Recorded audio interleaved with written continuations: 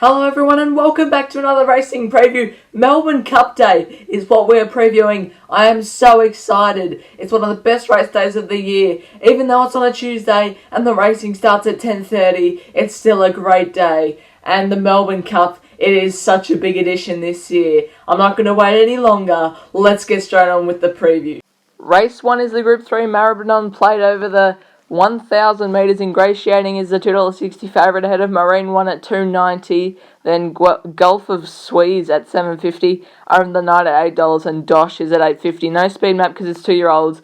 But this is the Maribyrnong Trial Stakes. And Ingratiating wins this one. Beats General Bow, who was $1.40 on this occasion. I like Ingratiating on the weekend. It draws basically the same gate as it did this start. It's had the experience up the straight and the race experience in general, but mostly the experience up the straight, whereas all the others haven't. And they gapped the rest of the field, which means it's a high rating race, and I think Ingratiating is a great way to kick off the day. Ahead of Dosh, who I like the jump out of.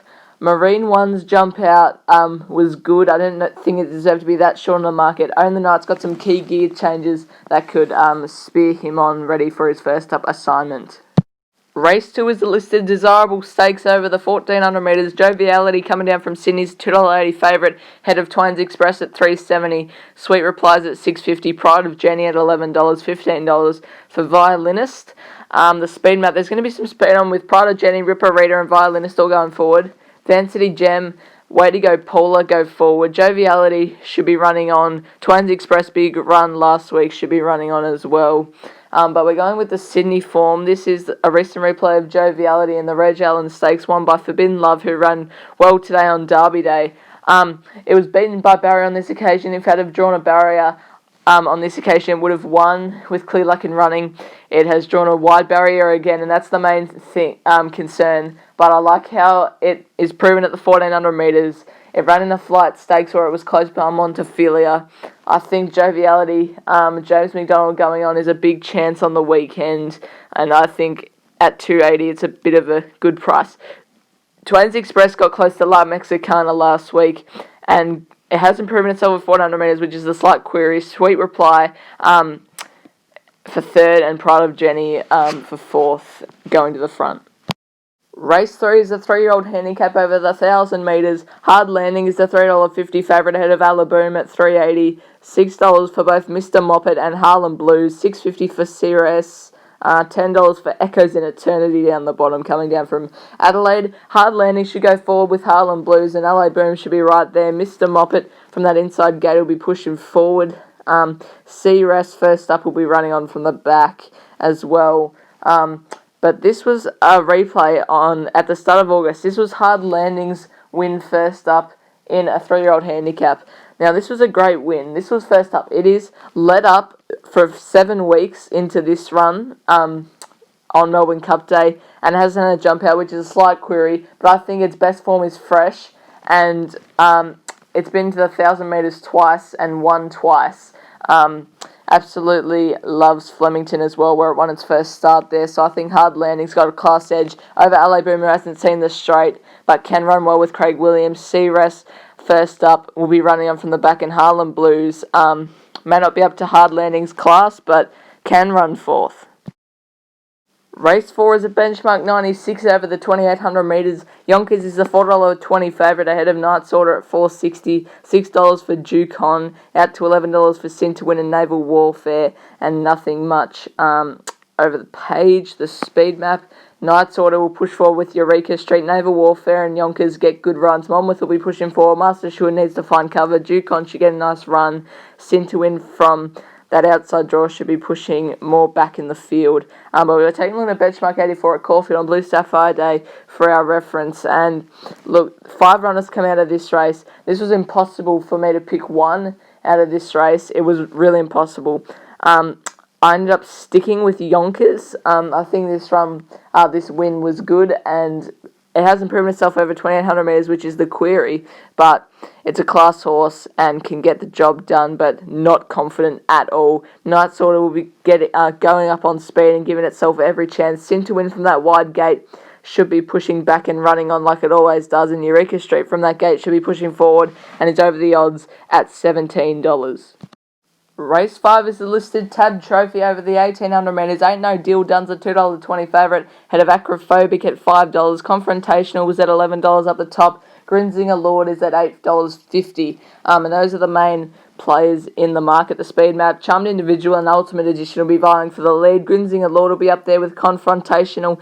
Acrophobic needs to find some cover from that gate. Ain'tnodeeldun will be pushing back. La Masa and Miss Medek will be running on from the back. But we're looking at the the Stan Fox. Now, I really like Acrophobic's price on the weekend. This was a really solid run behind Peltzer, who's come out and won since. On the weekend, Acrophobic will need to find cover, and up to the 1800 metres is the only query. But I think it brings the A-grade form, and it's got some gear changes with the winkers off for the first time, and it loves the good track. It doesn't appreciate heavy track. That's why it ran so bad last time. So Acrophobic at the price goes on top. Ain'tnodeeldun, who was good winning in Adelaide and Victoria Key, has come out and won after that race. That's good form reference. Confrontational won the Geelong Classic, and Ultimate Edition was the favourite for that race. Race 6 is a benchmark 90 over the 1400 metres. Groundswell's the $4.20 favourite, ahead of Tavidance at $6, $9.50 for Savatoxel, $7.50 for the difference. The second emergency, Ocular, is at $8. The speed map pushing forward is Aqueduct and Savatoxil. Outrageous will be pushing forward with Groundswell and Titan Blinders. Tavidance and Strome should get nice runs. The difference, Ocular will have to find some cover. Pinion will be coming on from the back. But the lead-up race is Tavidance's last run. Now, Tavidance is first up from a break. It usually does well first up and loves this distance range, 1400 metres, where it's 2 from 2, and loves Flemington. As you can see, demolishes this field. The only query I have with it is that its good form is on a soft track, and it is on a good track. But from gate 5, it should get a nice run. And Jamie Carr is in red-hot riding form, and I think Tavidance can win on the weekend ahead of Groundswell. If Groundswell finds cover or is outside the leader, it'll win. Strome should get a nice run from gate 10, way over the odds at $26 last start winner, and Ocular, if it gets cover from that gate, it is a real chance. Race 7 is the big one, the Group 1 Lexus Melbourne Cup over the 3200 metres. Anthony Van Dyck and Sir Dragonet are equal $8 favourites, ahead of Surprise Baby at $9. Then you got Very Elegant at 13. Prince of Arran is at 10. Finche is at 15. Over the page, you got Russian Camelot at $13. Ash Runs at $17. Tiger Moth is another favourite at $8. And apart from that, it's pretty wide open now. I couldn't find a speed map in time, so I made one for myself. And this is how it looks. So I think Finche and Persan from those gates will be sneaking back a bit more. Vow and Declare should be up there with Etta James. The two O'Brien runners should go to the lead. Prince of Arran will need to get a good run. Tiger Moth from that gate will need to slot in. Very Elegant will be running on from the back, as will Russian Camelot. Sir Dragonet from that gate will be sticking back too. Anthony Van Dyck's going to get a good run, as will Warning. Steel Prince from that wide gate will need to find cover as well. But the main lead-up race is the Caulfield Cup. Now, there's about 10 runners coming out of this. The main ones I want to take out of this race is Anthony Van Dyck, Finche, Very Elegant, and Prince of Arran. So, it was a pretty soft speed, and I like the way Anthony Van Dyck ran on. Finche raced wide without cover, and probably with cover would have gone awfully close. Very Elegant got the dream run and was able to do it in the Caulfield Cup. I'm not sure Very Elegant will get the perfect run again from gate 15, whereas Anthony Van Dyck from gate 3 can sit closer, and it doesn't matter if it's a soft pace with it, because it'll be running on from the back. So I think Anthony Van Dyck and Finche are the main ones. I think Prince of Arran from gate 1 might just get trapped on the fence, but Jamie Carr knows how to get out of that, and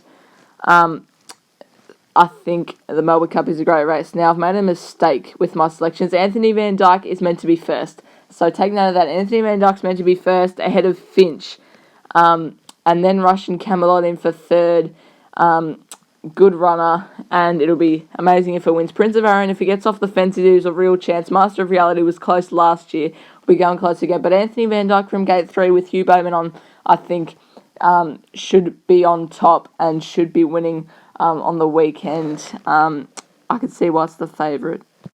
Race status is listed Furphy played over the 1800 metres. Homesman's at $4.60. Junipal and Harbour Views are both at $6.50 over the page. Purple Sector's the favourite at $3.70, but there's not much outside of that. The speed map, I think Odeon might push forward to lead with Homesman. Purple Sector should be running on from the back. Packadali will be right up there. Socibon will get a good run. Junipal will get a good run. Harbour Views will, if it slots in, it'll be good. But the race we're taking a look at is the Underwood Stakes. Harbour Views and Socibon come out of this race. I like Harbour Views. I wanted to tip it in the Cantala, but it didn't get a run. I like the way it made up ground against Russian Camelot, and I don't know, was it scared of Trap for Fools? It didn't run past it. But it's got the blinkers on for the first time, and Karen McAvoy going on is a big plus. It is a really big plus for this galloper. I think from gate 7, Karen McAvoy can give it every chance. Homesman maybe fit a second up, but its best form's been first up, so maybe overlook that. Purple Sector will be running on from the back, has been running fast time. Craig Williams goes on. Junipal's been running in the Group 1s as well. It can definitely win. Race 9 is the Group 3 Hong Kong Jockey Club Stakes over the 1400 metres. Lyre's the $4.20 favourite. Head of Music Bay at $8.50. $9 for Wild Vixen. Fabric at $9.50. And over the page, not much doing apart from Cordilla at $4.60. The speed map, Wild Vixen and 1000 Wishes are likely to push forward. Music Bay and the closer will be going well. Cordilla should get a nice run coming on from the back. Goldie Fox also. Lyre should get a good run. But the main let-up race is the Black Pearl. This had Wild Vixen, Music Bay and Goldie Fox in it. Now, I like Wild Vixen. It raced 3 wide without cover here and still won. Now, key note, this was Mark Zara on. This was its first time in its career with the blinkers, and it won, sitting 3 wide, no cover. We'll take improvement second up. I reckon the blinkers have turned this horse on. And at $9, it is a massive price. From gate 7 should get cover. Mark Zara knows what he's doing. I think it is way over the odds on the weekend. It's basically a price thing. If Wild Vixen and Lyre were the same price, I'd probably go with Lyre, but Lyre is the class runner. Cordilla will be running on from the back, and the closer from gate 1 will get a good run and produce late. Race 10 is the listed MSS Security Sprint Stakes over the 1200 metres. Exhilarates is at $9.50, William Thomas at $11, Shimino's at $10. Yale Dash is the $5 favourite ahead of the Astrologist at $5.50, $10 for one more Jack. The speed map, speed on as always. Serious Suspect, one more try, and Yale Dash should go forward. Chicago Cup will be right up there. Excess Funds and Alabama Miss are going to be midfield. Exhilarates will be running on from the back, as will William Thomas. But the main lead-up race we're taking a look here is a handicap at the Valley. I like William Thomas at a big price on the weekend. It jumps from gate 15, which is good, because it gets to the outside rail, which is where you want to be down the straight. Good track is 6 from 16. And this run over 1200 metres, I think they went quick, but not quick enough. And they're going to go quick in this race. And Flemington will give it every chance to wind up and run on. 61 drops down in weight.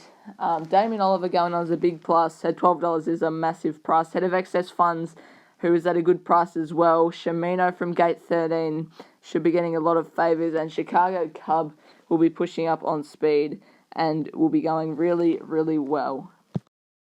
So that is my preview of Melbourne Cup Day. Hope you enjoyed. It's going to be a cracker of a day. Hopefully Anthony Van Dyck can get home in the main one. Thank you for watching. Don't forget to like and subscribe if you haven't already. And remember, I'm picking the winner, picking the winner, picking the winner, yeah!